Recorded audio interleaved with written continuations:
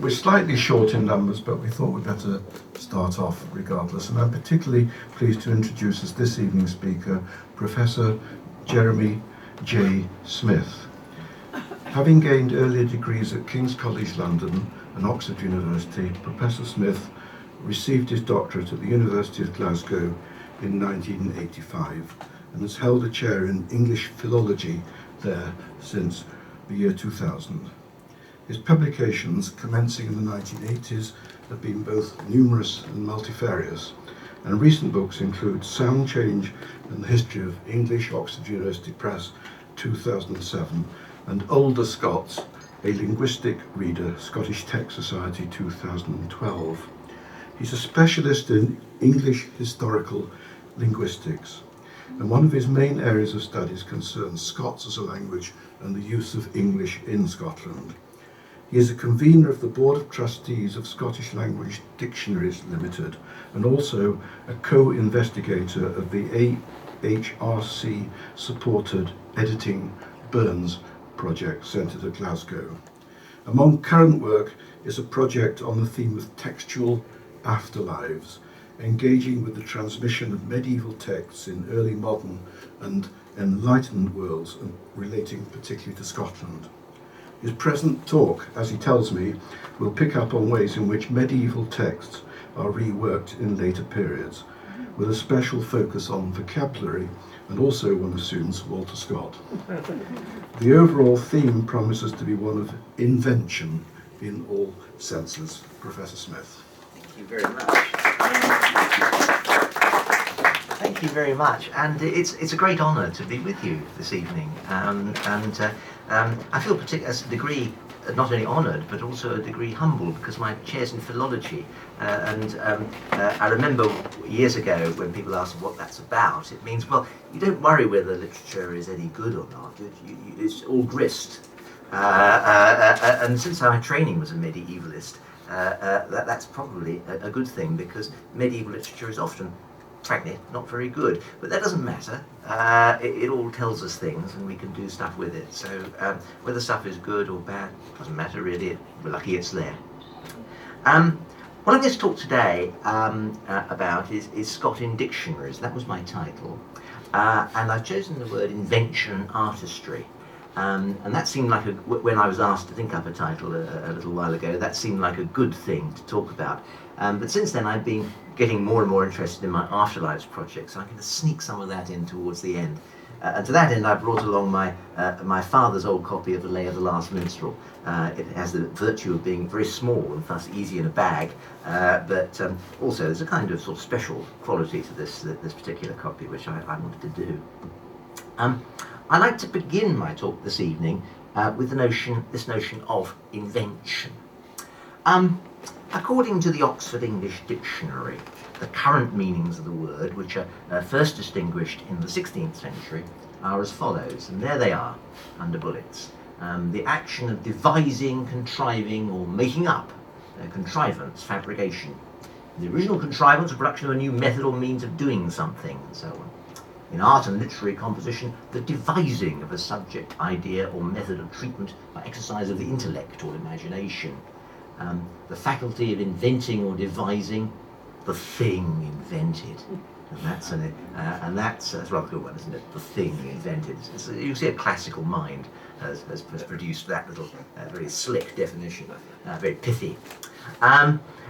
So that's most of the invention definitions, but there are others, because there's also the obsolete meaning of the word.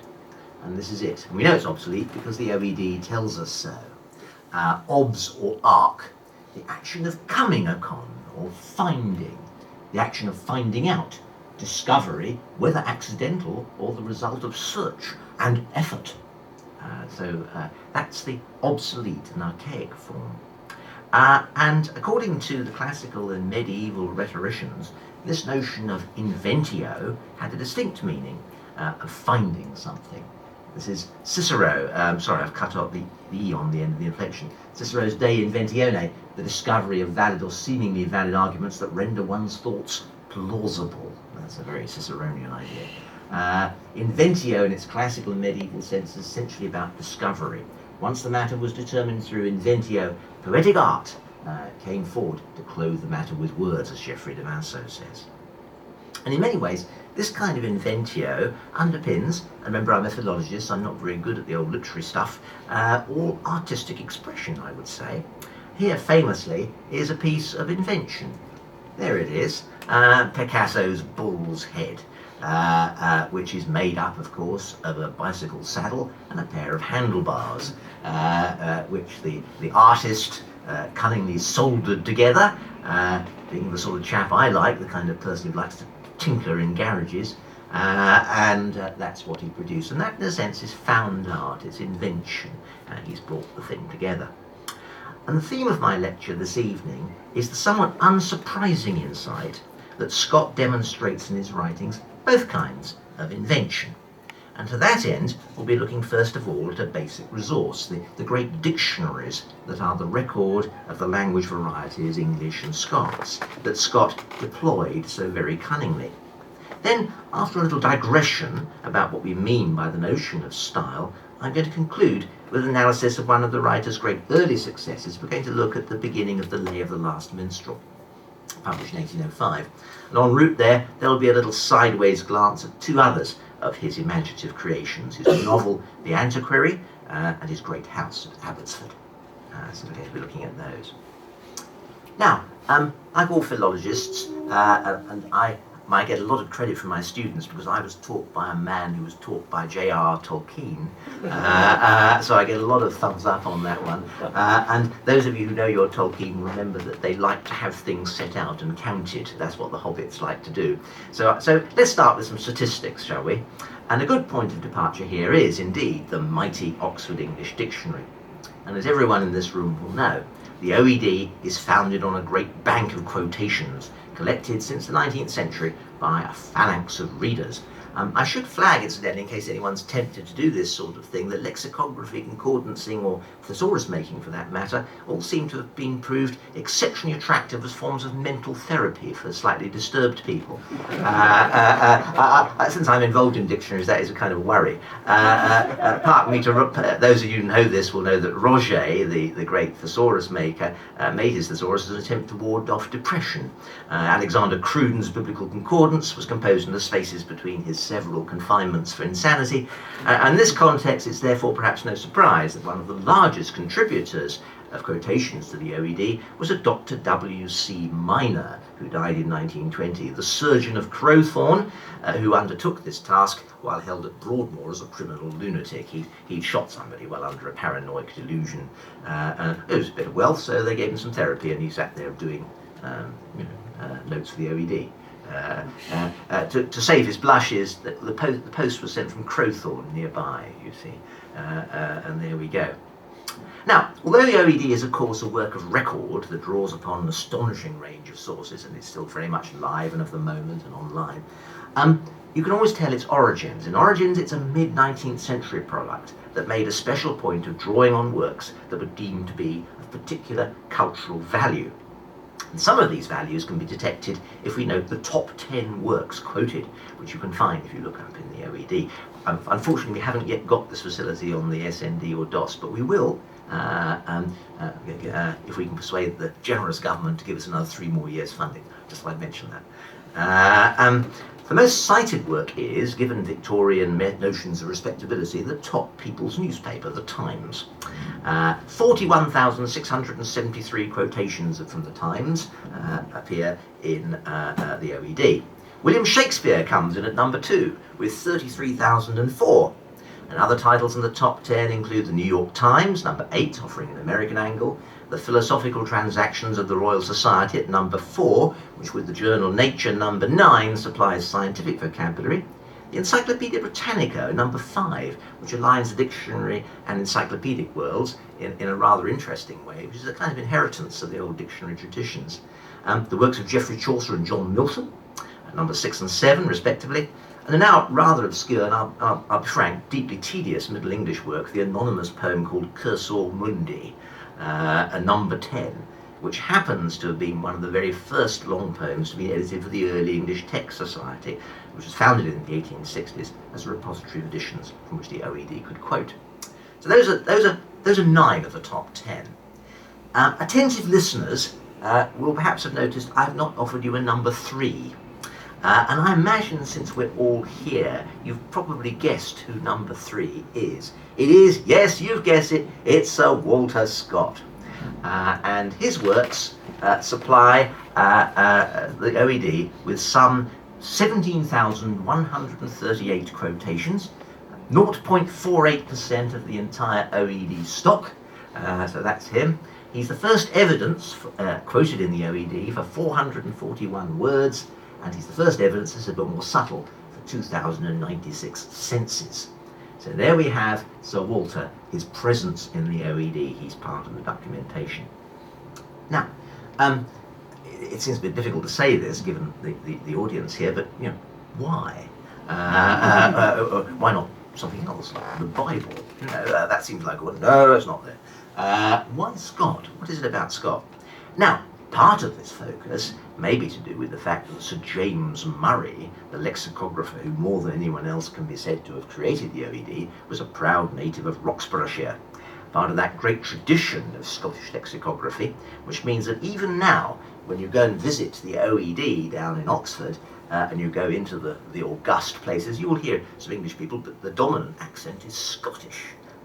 Indeed, for many years, we tended to plant people from Glasgow University down there, and when I go down there, I keep bumping into all these students of mine over the last 20 or 30 years who have basically got jobs down there, and that's where they've gone. And it's part of our aim to sort of basically take over the world, and that's the sort of thing we do. The Scots material actually is quite substantial in the OED, and it's actually always worth consulting, and it complements, of course, the magnificent online usage here, the Dictionary of the Scots Language, which equals the Scottish National Dictionary and Dictionary of the Older Scottish Tongue, SND and DOST. DOST, of course, again, many people will have used here. It's one of the great objects of Scottish culture. Started in 1919, completed in 2002. Now that's, and they had to hurry up a bit towards the end. So there we go. And that forms DSL, which you can use online, and yes, it's free.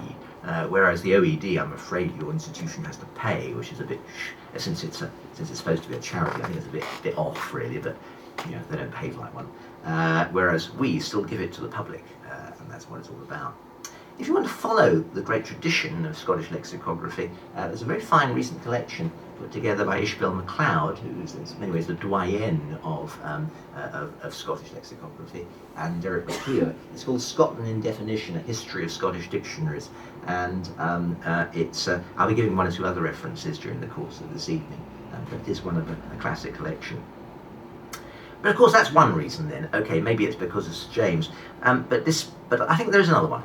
And the other one is, despite, and I apologise here and now, his recent recuperation by folks such as those present, I think it's possibly fair to say that Scott hasn't yet reacquired, as of course he should, the colossal pan-European cultural cachet which he achieved in the 19th and early 20th centuries. When I cleared out my late father's house, it was not a surprise to find in the attic a complete, much wrinkled set of the Waverley novels, some of them with toffee stains from my grandfather, who used to like to read them in his shed, well, the teeth weren't so good, so that was there, and slim volumes of verse like this one. This is my copy of The Lay of the Last Minstrel, which I brought with me to sort of wave around as a kind of special thing, and much thumbed by my humble grandfather down in rural Kent. So when the OED was initiated in the middle of the 19th century, it would be unthinkable to contemporaries that citations from Scott should not have pride of place in it. Now, let's have a look at some of this material. Some of the words which Sir Walter offers, according to the OED, the first citation, are perhaps rather surprising. Surely we might feel these words are of quite wide currency. How could we have done without these words? Yet, although we can never be quite sure that an author's claim to first attribution is not simply an index of his or her literary salience for dictionary compilers, it does seem that Scott has a claim to be at least the first to use such words in writing. And there they are. Ashen, as in ashen face, deadly pale, first occurs in Marmion. Bed linen, well, you can buy it in IKEA. Guy Mannering. Bedazzled, Lay of the Last Minstrel. Bibliomaniac, that's a little bit more specialist. But I think we can guess what it is. One afflicted with bibliomania, says the OED, helpfully. That's the antiquary. Okay. Blowout. Now, I was surprised about this one. It's nothing to do with tyres. It's actually to do with a big meal. And when I was a boy, going out for a blowout was still something you would occasionally do. Yeah, it's Sir Walter has it, and it appears in St. Ronan's Well. A dinner supper for which an abundant supply of food and drink is offered. A breadwinner, Bride of Lammermoor. Bull-headed, as in figuratively, blindly impetuous, Heart of Midlothian. A Cheviot sheep. There it is. Oh, it's not Mr. Cheviot sheep. I thought I'd put him in. I must have cut him out. It's a Cheviot sheep. It's Guy Mannering. Conquistador, Etymology and Witchcraft. Droving, from the early years. Gastronome, Peveril. Glaswegian. Yes, Glaswegian first occurs in Sir Walter. There it is, Rob Roy. I could go on doing all of these things here. Petticoat Tail is rather a nice one, isn't it? That's the Bride of Lammermoor. So next time you have a bit of shortbread, that's where it first occurs. So there we go. Now, other words have also entered fairly wide currency, even if not in the part of speech cited, or maybe not quite in the form to which we're used. There's been a bit of fiddling with them. Berserk, for instance, is actually a word derived from Old Norse. Berserker, someone who, a bear shirt, someone who goes mad and insane, and then is therefore unstoppable in battle. It's here used as a noun. We now tend to use the word berserk as an adjective. He's gone berserk. But he uses it still because he knows about this. It's in his introduction to Weber's Illustrations of Northern Antiquities. Double ganger. Well, that's one you sort of get. That's doppelganger. You know, we've borrowed the word from German. We haven't taken that one on, and he's gone and done you a anglicised version of that word. Feudal. Well, I think yes, that's fine, but it's actually what it means: of or pertaining to a feud. It's not quite the same as the feudal system. You know, King David's good idea. It's not that. Hilarious, meaning cheerful. Gibber, well, it's spelled with a J, to speak rapidly and articulately, and it's in Red Gauntlet. Praying, pray for praying, is the fair maid of Perth. Vocalic, in my field, vocalic means it's something to do with the set of sounds we call vowels. This means rich in vowels, and you'll find it in Waverley. And ziz, well, a ziz is what you do in my culture when you have a lie down. But it's the noise made by the rapid motion of a wheel in Red Gauntlet. So there we go. And finally, by contrast to those we just looked at, many of which look familiar, here are a few rather fine examples of words where Sir Walter is the first, and in some case only, recorded user. There they are. Some great words. Ones that you wish we could still use, and indeed it would be quite a nice thing to do as a result of this evening, to go off and make a point of using one of these words, just to give it a bit of life. One of the great sadnesses of the study of vocabulary, everyone says, oh, you should hang and hold on to vocabulary as it moves through time. That's what Dr. Johnson wanted to do. He said, I want to fix and make copious and organise the language and keep it. That's what I want to do, he says. And then, of course, as you know, when he moves to his dictionary itself, that's a complete failure. He said, I couldn't do anything. It's like, I just want to chain the wind to stop linguistic change. But it does seem a shame that a society can no longer do with a frampler. For instance, a frampler, a rowdy, quarrelsome person, which appears in the monastery. I can think of a few framplers in my own august institution. Turbinaceous, pertaining to peat. Found in St. Ronan's Well. Huilihua, to take in or persuade someone by flattery. What other ones? Ambagatory, circumlocutory, it's in Waverley. Astucious, that's in Quentin, it's astute. It's a slightly different version of astute. Quentin Durward. Many people know bubbly jock. Bubbly jock? Turkey cock. It's quite well known that. It appears in his letters, and Sir Walter seems to be one of the first people to record bubbly jock as a term. Maybe turkeys are sort of new, aren't they? Anyway, let's move quietly over that one. Clam jamfrey. I think people probably do know that one. That's worthless people. You find it in the Black Dwarf. One of my favourites here is crapit head. The head of a haddock stuffed with the roe, oatmeal, suet and spices is the definition of Dr. Jameson, and that appears in Guy Mannering in 1815. So there we go. And Fliskmahoy, by the way, is a frivolous woman. So you don't want to be a Fliskmahoy, not a good thing to be. You can just keep going like this, can't you? Gumple foisted, sulky, out of temper and red gauntlet. Misguggle is in Waverley, to handle roughly. Nashgab, impertinent talk in old mortality. It just keeps delivering, doesn't it? So there we go. Ruckle, a rattling or gurgling noise. I have a theory about ruckle. Notice an "ul" on the end there. That's what we call a frequentative. That means you do it a lot. And some of these frequentatives have lasted and some haven't. So in the standard language of English, tinkle, that's you tink a lot, you see. Or you get the idea. And there are some that haven't survived. One of my favourites is drinkle, which means to drink a lot. So would you mind going drinkling with me? And other languages in Western Europe do the same. The sun is soleil in French, but it's Latin sol, so it's got a frequentative ending. It means it's sung a lot. Maybe that's what it's like in France. There we go.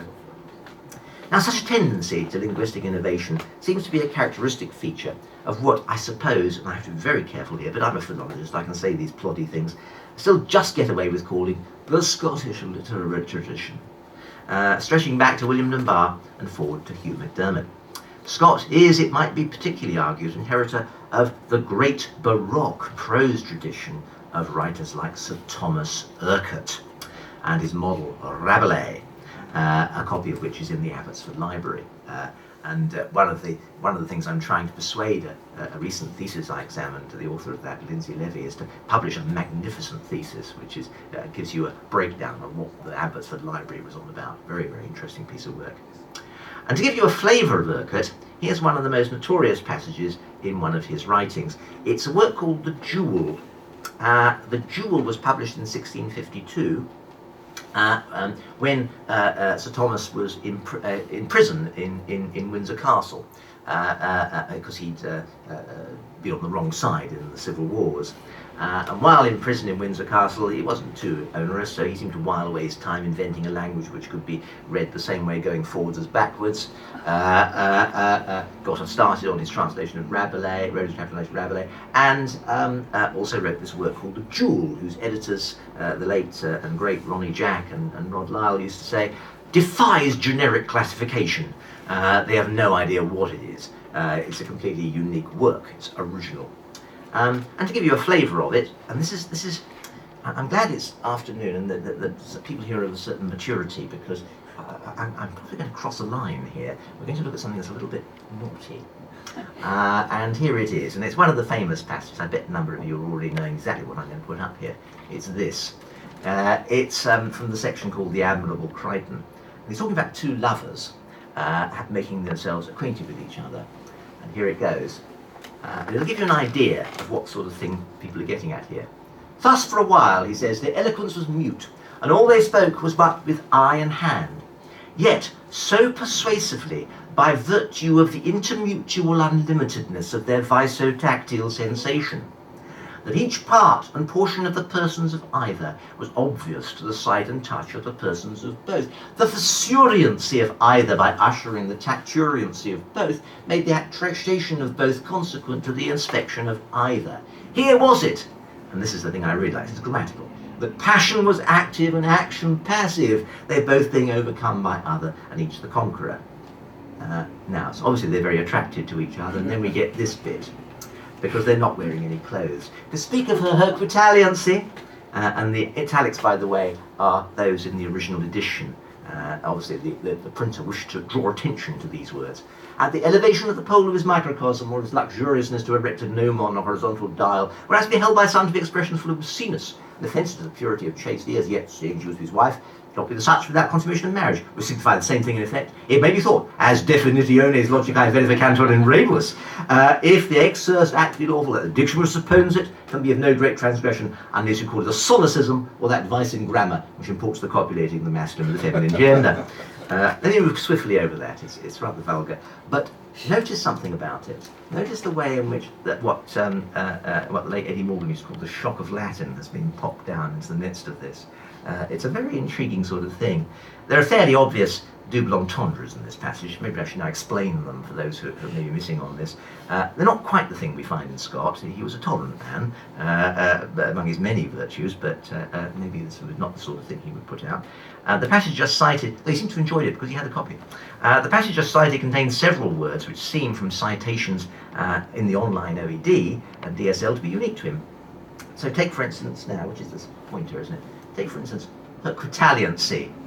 Which appears at the top there. Loudly expressed excitement is what it means. The OED gives you an etymology from Latin, herquitalare, of infants to acquire a strong voice, from hercus, he-goat, plus ensi. So there you go. It's noise made by goats. Tacturiancy is desire of touching. And it's related to it by the OED to a reconstructed, non-existent Latin form, tacturere, a desiderative form derived from the past participle stem tact, from tangere to touch. That took a bit of getting there, didn't it? Visotactile, involving both sight and touch, not in the OED. DSL says it, so it gives a little derivation for it, visturiancy and so on and so forth. And such forms represent one of the most notable and most discussed features of Urquhart's Baroque style, his substantial and learned deployment of polysyllabic Latin and Greek derived vocabulary, adopted in this case, it seems hardly necessary to say, for humorous purposes. Indeed, the use of the italics suggests that the printer was aware of this and wanted to draw your attention to some of these particular things. Now, Urquhart was, as we know, a great user of dictionaries. And one of the things that we've been able to discover in recent years when looking up Urquhart, and I've done a little bit of work on this fellow, has been he was a great man who more or less got into dictionaries and raided them. So he had, for instance, Randall Cockgray's Dictionary of the French and English Tongues by him, and he used it all the time. He was obviously a collector of this sort of thing. And Scott, as we know, had very similar interests. Susan Rennie, for instance, has, inter alia, sketched out the friendship Scott developed with the first truly significant lexicographer of Scots, John Jameson. Scott supported the subscription programme of Jameson's great etymological dictionary of the Scottish language, and a copy of the first edition of the dictionary, published in 1808, has pride of place in the Abbotsford collection. It hasn't come out at all well, I'm afraid. I was hoping I'd get a better scan of this. If you want to have it, this is actually pinched from Susan's book. And this is the front page of Scott's own edition of the Jameson Dictionary. John Jameson's a very interesting figure. If we go down to the Clew Place near Edinburgh University, that's where he lived. And it seems to be more or less a focus for contemporary philological activity. Interesting man.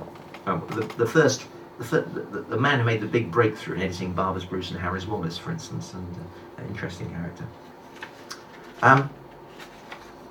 Now, the delight in verbal dexterity which we see in Urquhart is in many ways, leaving aside the somewhat louche element, reminiscent of the kind of thing we see in, for instance, well, I chose something at random. I happen to have a copy of The Antiquary, so I went to The Antiquary, and here's The Antiquary himself in full epistolary flow. And here he is, dear Sir Arthur, on Tuesday the 17th Curt, Stilo Novo, new style, okay, I hold a synobitical symposium. That's what he's holding, a synobitical symposium. That could have come straight out as Thomas Urquhart, couldn't it? The passage, of course, as many of you will know, is a tissue of quotation and cross-reference. Awful rule and right supremacy, which appears at the bottom there, is a quotation from The Taming of the Shrew, an interestingly subtle comment, or not very subtle at all really, on male-female relations, contextually relevant. Or words such as synobitical, of a monastic character. OED gives Scott as one of only 3 citations for this word. And the pedantically accurate Greek symposion, for what most people will say symposium. But all of that, I think, plus the shock of Latin, is very much in the Urquhart vein. As those present Scott lovers will know much better than I do, such examples can be found continually in Scott's writings. It's one of the things he does, it's what he enjoys.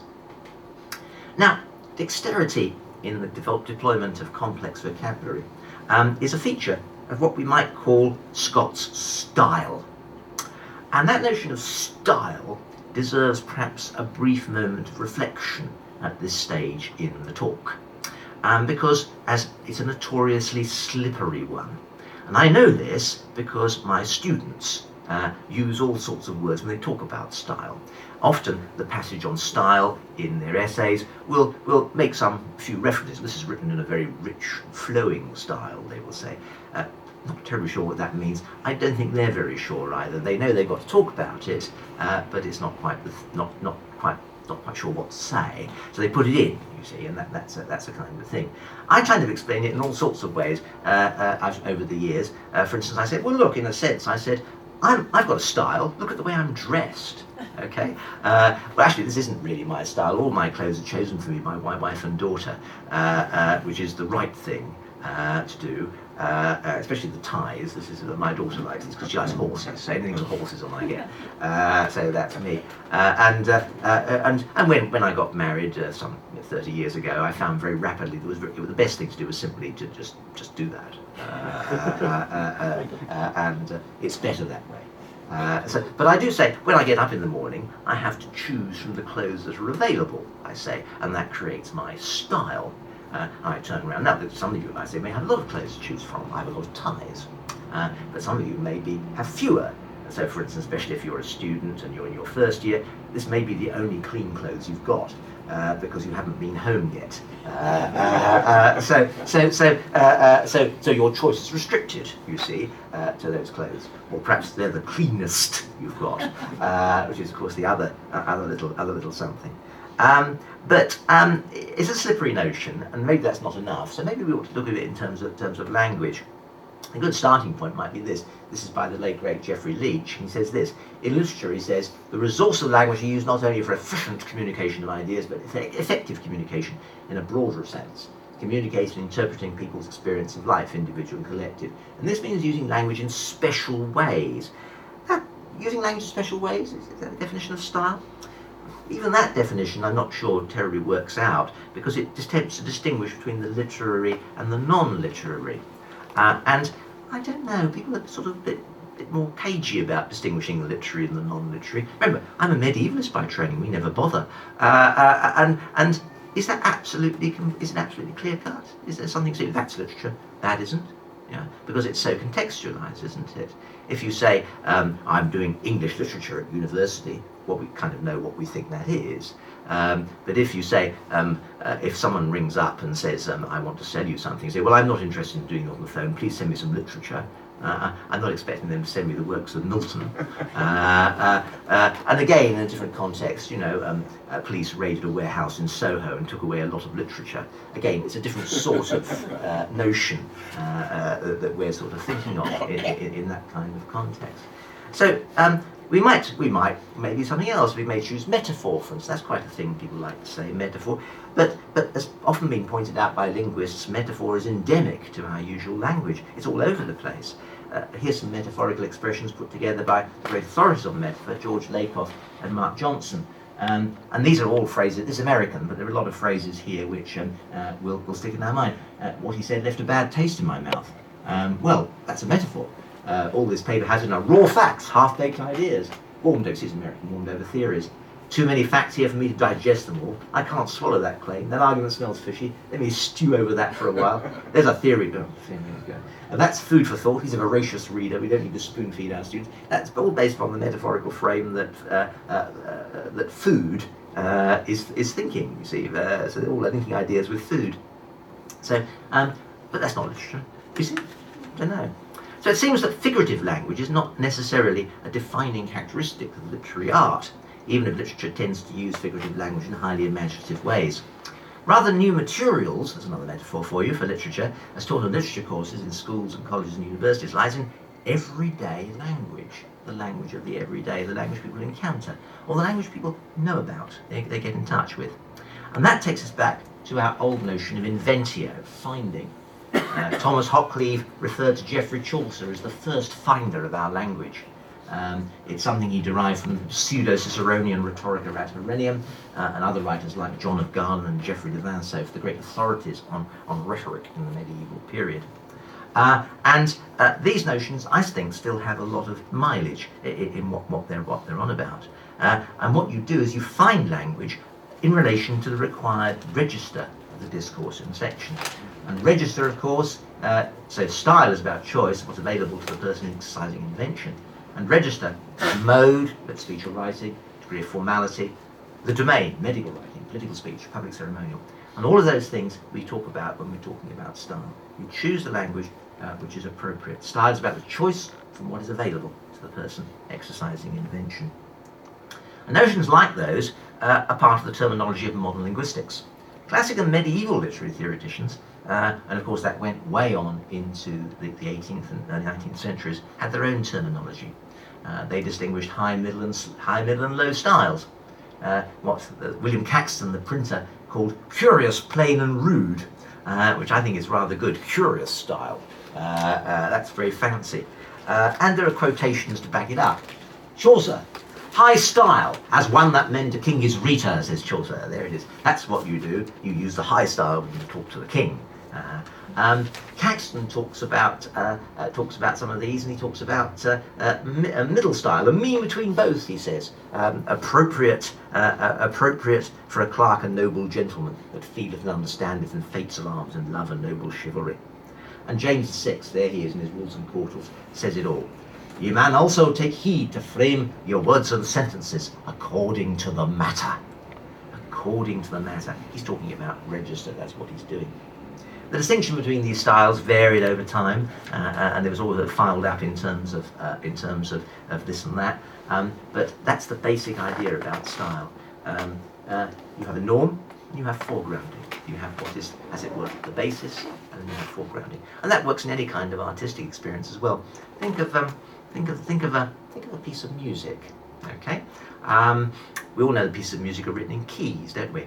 I'm rather pathetic at that. I can get much beyond scales because I was trying to learn, they made me learn piano in order to improve my coordination. So it's not exactly what you might call creativity. But I do remember doing da, da, da, da, da, da, da, da, like that, didn't I?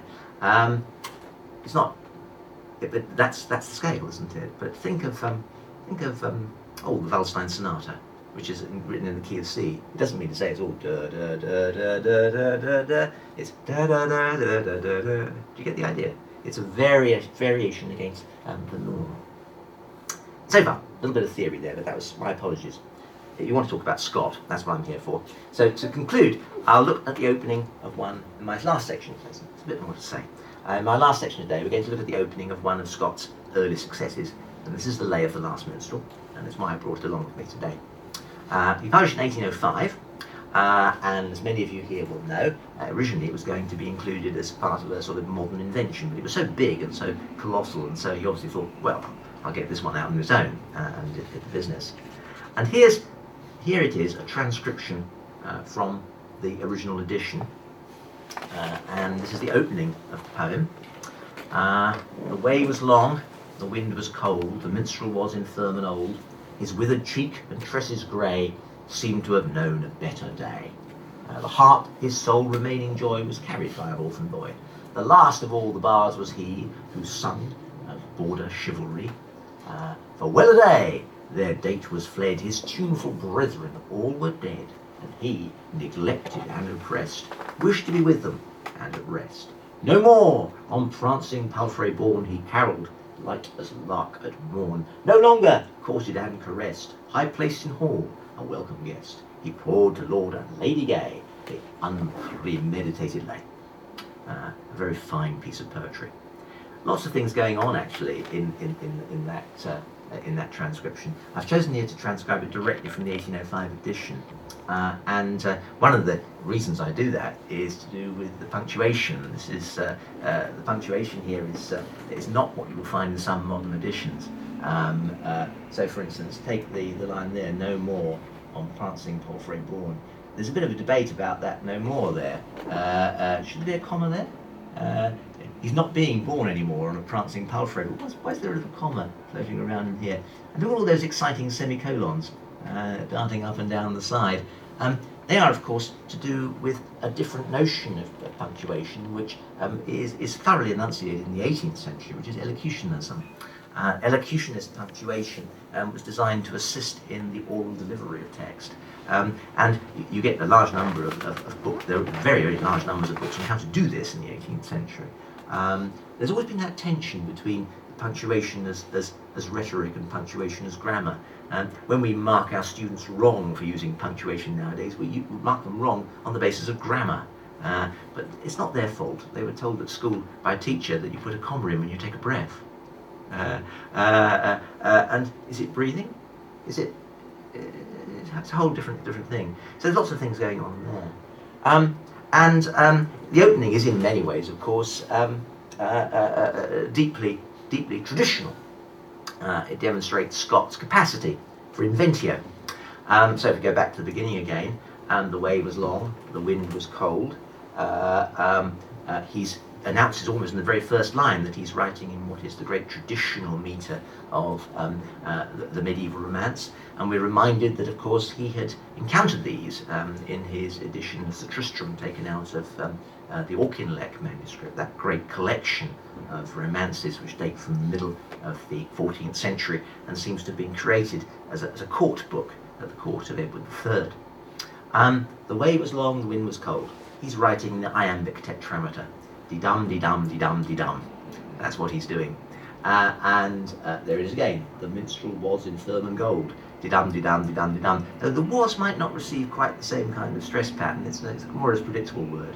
And then when you get down to the fourth line, seem to have known a better day. There he is. He's breaking into a little bit of deviation from his metrical norm. He pops in a little trochee at the beginning. Seem to have known a better day. So he's doing very conventional things in line with the great tradition of iambic tetrameter verse. Very characteristic. And of course, what else he does? He uses little echoes of the medieval poetry that he's encountered. Light as lark at morn, high placed in hall, high placed in hall. There's a knife. He's really putting a lot of emphasis on that, because he's replaced his iamb with a spondy dum-dum. High placed in hall, a welcome guest. There it is. To draw attention to it. It's a bit of foregrounding, you see, in stylistic terms. Drawn attention to. And high placed in hall is a phrase that you'll find all over the place in medieval romances. You get it in Sorofio, you get it in a lot of these other romances that float around. And they're sort of formulae. People occasionally get very cross about this when they read medieval romances full of these formulae, and they say, well, yeah, that's a bit pathetic, isn't it? Couldn't they think up their own words? But what they do, what medieval romances do by using formulae, is announce that they are a collective art form. They're turning around to people and saying, hey, this is a shared vocabulary of verse which we will all understand. It's familiar to you, it's familiar to me, and in a funny sort of way, it enables the audience to share in the act of creation. And that, I think, is probably what's going on here. What he's drawing attention to is something that's going to be shared in the act of creation. And when we check out the 302 citations from the Lay of the Last Minstrel that are found in the OED, we see constant echoes of medieval verse. I chose a couple at random. The reference to the Almagest, for instance, which obviously, those of you who read The Miller's Tale will be aware that's something that Hender Nicholas keeps in his upstairs room. Scott's deployment of archaic words such as lithery, spiteful, recuperates a word that, according to the OED, had died out in the 17th century, if not well before. So, Lay of the Last Minstrel, it looks back. Yet Penny Fielding has shown very, very cleverly how the Lay of the Last Minstrel connects with interesting contemporary political developments. And even though Scott insists on referring to the bardic tradition in line with some of his great 18th century predecessors, Gray, Beattie write poems like The Bard and The Minstrel. This is a modern work. It's a reinvention of the past with a current function. After all, it is the Lay of the Last Minstrel. This is it. You're not going to get many more. And poems like this, like Burns's ballad Tam Lin, are both a recuperation and a romantic repurposing of the medieval past, as are novels such as Ivanhoe or The Bride of Lammermoor. Ivanhoe has a great tradition for people who teach the history of English. There's a wonderful footnote in the Ivanhoe, which has popped up in every lecture for first years in the history of English ever since the origin of people teaching the history of English, and that is to do with the fact that that the words for meat are derived from French, words like pork, mutton, beef, but the words for the animal in the field are Anglo-Saxon: pig, you know, cow. What's the other one? Sheep. Yeah, sheep. There you go. And that he puts a little note in there. Actually, he pinched it from 200 years before, because Scott is a wonderful magpie. He got it from 200 years before. He'd read John Wallace's Grammatica, which actually gives a little learned note on this, and says at the bottom, "For this reason, this must be because the Normans had little to do with fields." Which in a way has popped up year after year. I don't think it was from Wallace we got it from Sir Walter Scott. So there's a kind of continuity of that little thing there. And I suppose the other thing that goes with it, of course, is another of his great artistic creations. Here it is. That's free, actually, that's why I got that picture. But on the other hand, I quite like having old ones like that. This is Abbotsford, of course. Once upon a time, Clarty Hole. Here it is doing its thing. And anyone who's been to Abbotsford will know about the layers of history which have been placed on top of it, which have then been reinvented and recuperated. I imagine everyone's been there, haven't we? You go upstairs and see the door, which came off the old toll booth, and there it is being reused. Or when you, one of the things that was told me about the library, which I think is fantastic, is that the books that Scott are particularly heavily annotated are the ones which are nearer the fire. That was explained to me quite carefully. There is a system where you put them out. It's a nutcase system, but there it is. And he was obviously one of these old boys who likes to collect old newspapers, so they're sort of piled up, you see. That's quite the thing. I haven't been to Abbotsford for ages. I've been to it since it's been tarted up, but I went there first before it was tarted up, and I got a kind of tour. And obviously the people there, they're really into horses. That was the thing. So horses, good. But the old single bar electric fires and the old damp coming up from the floor, that was the thing that particularly stuck in my mind. It was cold there. But there you go. It's a wonderful place. Now Scott, of course, was fully aware of what he was doing. He knew what he was doing here. And his novel, The Antiquary, which the more you read The Antiquary, the better a novel, isn't it? It's actually, I'm not supposed to say these things, I'm a philologist, I don't care, but actually it's one of my favourites. And he wasn't alone. He's not the only one who does this sort of thing. Grímur Thorkelin was a near contemporary. Thorkelin was another acquaintance of Scott. He corresponded also with another of these people in his community of practice, John Jameson, the lexicographer. And it's no surprise that Grímur Thorkelin published the Anglo-Saxon epic poem Beowulf for the first time in 1815. And therefore, Beowulf is really, when you think it through, a romantic poem, because that's when it first really burst upon European civilization. And it's no surprise that when Beowulf is read in the 19th century, it's read through that kind of romantic lens. And in a way, we've always done that sort of thing. John Pinkerton's 1790 edition of Barbara Bruce was a sentimental edition. Those of you who know Barbara Bruce will be aware there's not much what we call love interest in it, about fighting. But John Pinkerton chose to illustrate that the whole poem with a picture, the one girly bit in the whole poem, which has a picture of the Queen being sent away for safety. And there she is looking all sad, you see. And that's what she does. So that's rather good. Harry's Wallace, published by Morrison in the same year. One of the subscribers, by the way, was a Mr. Robert Burns of Ellisland. And that is the French Revolutionary William Wallace. Yes, the whole history of Harry's Wallace is fantastic. There's a French Revolutionary one. There's a Unionist one. That's a good one. It's the first poem to be published in Belfast, along with the Presbyterian form of prayer. What does that say? So people are continually recuperating and remaking. And when we look at Scott again, what we realise when we look at the work he does, the way he takes vocabulary, the way he redeploys it, the way he plays with it, he's remaking. He's finding, but he's also inventing in our sense. And the opening of the lay, it seems to me, just like Abbotsford itself, captures the heart of what I've been trying to argue in this evening's paper. It demonstrates, I would argue, two kinds of invention. Thank you very much.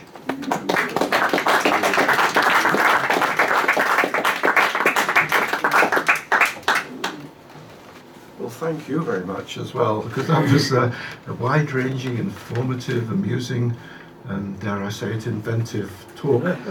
You made philology sound fun. It made me think I wish I'd been a philologist. It's fun, it's isn't it? like that, you know. And also, it made me think that Scott was a natural-born philologist himself. He knew language in both, as it were, vertical and horizontal senses. He knew it in historical terms, he knew it in contemporary terms. He was a natural linguist, amongst other things. German, French, Spanish, Italian, Scots, Gaelic as well, which he made an effort with, all there available to him. And from that he concocted, not the right word, I know, something which is quite unique and splendid and endlessly amusing. So thanks for drawing our attention to those things.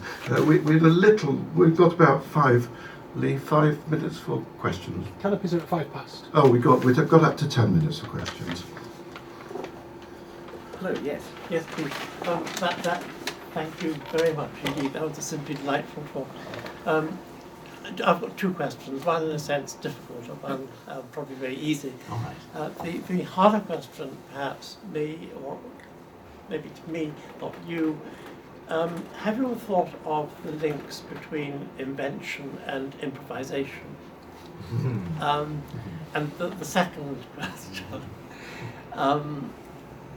For example, in Glasgow, the title of the Professor of Philosophy is Logic and Rhetoric. Ah, yes. And whether you believe that encompasses, that carries on a certain tradition in the Scottish approach to literature and analysis.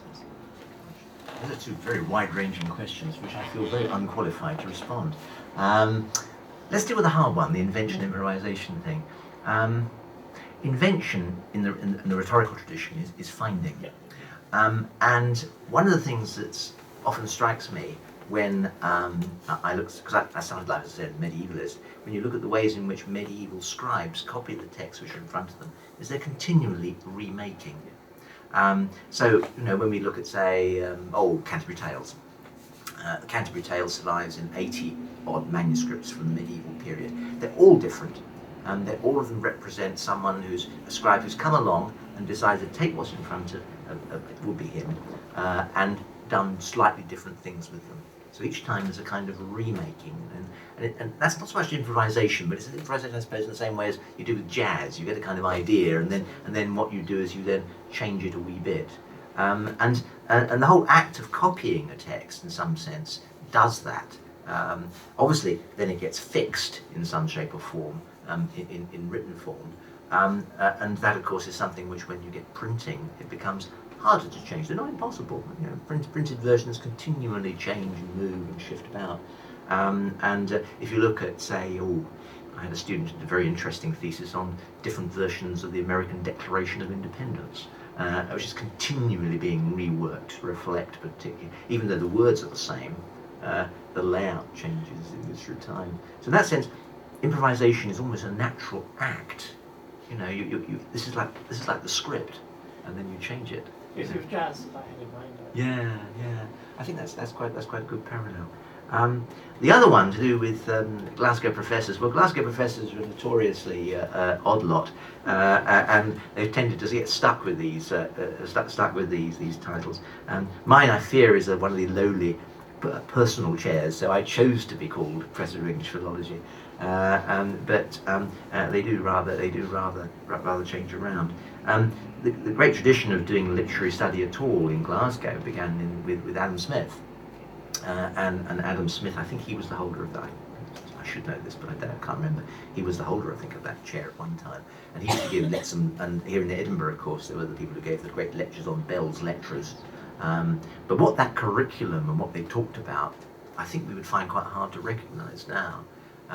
And if you look at the people who collect in the 18th century, the great Scottish Enlightenment authors, what you might call the canon, what everyone has to read, it doesn't look the same sort of thing as we would. They'd be reading, sermons, and that kind of thing, and that would be very much part of the story. But it was taken by Witherspoon to Princeton. Ah, yeah, and he would It is indeed, yes. Yes, I've seen his statue in Princeton. Have you seen that? Yes. And you go around the back, and it's got a little plaque saying this is a copy of the one originally in Paisley, and I like Paisley. I've been to Paisley. I go to Paisley quite a lot. I live not far away from Paisley. It's a great city, fantastic place. It's a bit different from Princeton. Not quite the same. And if you go to Princeton, it's a little more manicured than Paisley, and it's quite an intriguing thing. Though interestingly, isn't it, that universities have been, in the last few years, been trying really hard to reinvent their curricula. My own university in Edinburgh and all the other ones, pretty well it's easy to be a sort of fashion, has restructured itself and reorganised itself. They like doing this every so often. It keeps us on the hop. But one of the reasons why they do this is to try and make it easier for us to break down disciplinary boundaries. And then in a funny way, it takes us back into the 18th century. Because when you look at 18th century collectors, or Scott, these people don't limit themselves by being a particular kind of disciplinary orientation. And Hunter's collection is a very good example of that in Glasgow, where you have, he's someone who collects medieval manuscripts, has coins, curiosities, and anatomical specimens, is a pioneer of gynecology, and indeed has portraits of his patients given to him afterwards as a sort of souvenir.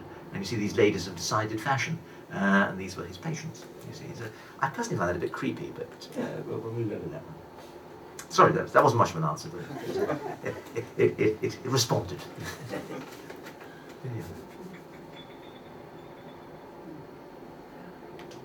Finally. Are there any words, and by meaning that words in general, that you totally love, that Sir Walter Scott didn't invent but you wish he had? Oh dear, dear, The answer may be dear, oh dear. You've discombobulated me, which is, the trouble with a word is, what do you really, can I choose a word I like? They're all kind of jolly, really, when the chips are down. Oh dear. Do you know, sometimes even the small words are fascinating. I wrote an article a couple of years ago on this and that. Because I was interested in this and that. And those of you who know any Chaucer will be aware that in Chaucer's poetry he often talks about this carpenter and this old man, this older man. He uses this word this. It's a kind of deictic thing, this chap, this chap. It's never that chap. And I always wondered why it was never that chap. And the reason was that this and that have in their history changed their meaning. Old English, the subject which I cut my teeth on, didn't have a word like the. It did without it. Sometimes you'll read in the handbooks, they tell you this is the word for the. They're lying. That's not right. They didn't have a the word. They certainly didn't have an word. They did without articles. They had the this and that, and they were to be of greater or lesser emphasis. Also to do with nearness and distance. So this is there, that is over there. And in fact, this began as two words squashed together, a th word and a s word squashed together, whereas that one was just on its own. So that's known as the compound demonstrative, and the one over there, that's the simple demonstrative. You see, and this happens all the time in language, and indeed my own demotic. I distinguish between them books and them their books. Them books ain't going to do you no good. Them their books, more emphatic, ain't going to do you no good. Okay, so them there is the compound. You see, and there are these systems pop up all over the place. They're really interesting. In Glaswegian, of course, there's wir, they, them, these, those over there. So you have a three-way system, which used to be there, they, yon, but the from the there, they spread over onto the yon and became thon. It's an analogy. It's an analogy. There are lots of these. Analogy is fantastic. Another one is its. I can tell you all about its. Belonging to it. No apostrophe, notice that. Though occasionally and distressingly in the early modern period it did have an apostrophe. That's because it's new. If you read Shakespeare, Shakespeare has hardly any itses. Almost all of them are in The Winter's Tale. In one part of The Winter's Tale. Is that by Shakespeare? Well, we won't ask that. Okay, because that was kind of an innovation, and you used his, you see, or thereof, and his did for its as well. So it's a new thing. I was interested by your list of coinages or parent coinages, Yeah. according to the OED. There's a posher term for that. Is it neologisms? Neologisms. But if a word has been coined or invented by someone, how do you define it? It just becomes an interpretation in terms of the context in which it's used, I suppose, isn't it? Well, I think so. You know, you work out words from context. Yes, You know, for years I thought the way to learn a language was to sort of, memorize a dictionary. And I kept on saying to myself, this is failure, I'm failing here. And you have the vocabulary test, and you've got to do a bit of that, of course, when you're learning a foreign language. But the easy way to learn a foreign language is go and immerse yourself in it. Yeah, there was one there, bibliomaniac. Yeah. I wrote an article calling Waverley a bibliomaniacal romance. Yeah. And I said, if you're right and Scott invented the term, there's a certain extra circularity. It's fantastic, isn't it? It's in that. fantastic. Yeah. On the other hand, I do think it was used by the bibliomaniac Thomas Frognall Dibdin. So I would look that one up. Right, look that one up. Yeah, again, that was my OED reference. It's Yeah. quite likely that these things do pop up earlier. Yeah. And we don't know for sure, do we? Because there might of course not we don't. No. Yes. It may be in the currency. We just have So to. one final. I've been greedy. Sorry. One final question from anybody? Yes, David. Have you observed a change in the vocabulary in any given author, such as Scott, where they've maybe taken in a newer word? That's an interesting question. I haven't done any work on that with Scott. I have noticed it with Chaucer, and you'll notice that Chaucer starts to use, that at some point in his career, Chaucer will start to use different kinds of vocabulary. So you find a classic one is the use of gan as an auxiliary. Interestingly, Scott picks that up and uses it in here because it's a mark of romance. And Chaucer uses it starts to use these as he's reading more romances and pops it into Troilus and Cresside. Gives him an extra syllable. That's kind of helpful while flagging past tense. Poets always like to have an extra syllable, gives them a bit more, bit more manoeuvrability. No, it's an interesting point. I'm trying to think of any others I've seen work on. Can't think of any offhand, but it's an interesting question actually. Think about that. If I may just push you aside Yes, for a please. while. We could give all our speakers a copy of this rare book, which is a collection of addresses by previous presidents of the. It's got one of the rare unsigned copies, and a nice illustration of the work produced by Archie Turnbull of the Secretary of the Edinburgh University Press. By the way. Thank you. And before we come to a close, our next event, just to announce that, will be on Sunday the 20th of August, and it's a trip to Abbotsford. We're still working on the finer points, or rather layers, but this is likely to include a guided viewing of the exhibition there of Rob Roy and its Afterlives, and a behind-the-scenes viewing of conservation activities hosted by Kirsty Archer Thompson. We might also, if we can manage it, be adding a free copy of a melodrama produced in the wake of the success of Rob Roy by Isaac Pocock, I think. Fuller details of this and other events in the second half of this year's programme, together with the booking form, will appear in the next Secretary's letter, due to be sent out in early July. And all that remains for me now is to call on Professor Ian Campbell to offer our vote of thanks. And to welcome Jeremy back to Edinburgh. It's lovely to be here. It's so hard to find original things to say about authors, especially Scott, who's attracted so much criticism. But tonight was wonderfully original. We have had so much invention thrown at us. The thing that most struck me listening to that copiousness was language changing. You remind us that language changes, but you gave us a lens through which to examine those changes. And there are all sorts of things which all of us can leave this talk. We can go to the special collections of Edinburgh University Library and look at the lecture notes that students took from those early inventors in the Enlightenment. We can look at the Professor of Rhetoric and English Literature, Hugh Blair, and the language in his sermons. You've taught us to look again at the matter, thanks James VI. and to see how language and matter work together. And I think in an age like ours, where texts are essentially, for many people, things that are on a screen, language is going to change as people invent ways of reading, in the sense you've given us. People tend, I find with students, to listen as much as they read to some texts. And of course Eddie Morgan used that to huge effect in his poetry. And look at MacDermid, who borrows Clanjamfrey and sticks it to the most obvious point. Everything you've done tonight alerts us to the flexibility and the endless invention of language. And for that we thank you. Thank you very much.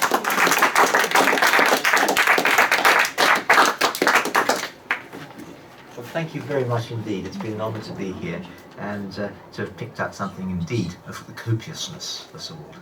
I appreciate that one. Thank you.